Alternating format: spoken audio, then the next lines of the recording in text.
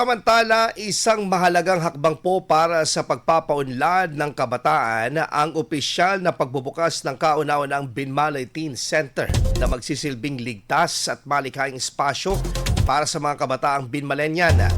Ang proyektong ito ay bunga ng sama-samang adikain para sa youth empowerment na pinangunahan ng Sangguniang Kabataan Federation katuwang ang Local Youth Development Office.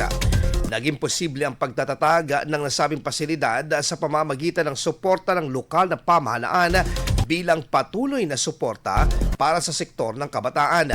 Higit pa sa isang pasilidad, ang Binmaley Teen Center tinuturing na isang creative sanctuary kung saan maaaring linangin ang talento, kakayahan at liderato ng kabataan. Isa rin itong patunay ng maayos at makabuluhang paggamit ng pondo ng bayan para sa kapaki-pakinabang na susunod na henerasyon. Matatagpuan ang naturang sentro sa ikalawang palapag ng Binmaley Training Center. IFM News. IFM News. IFM News.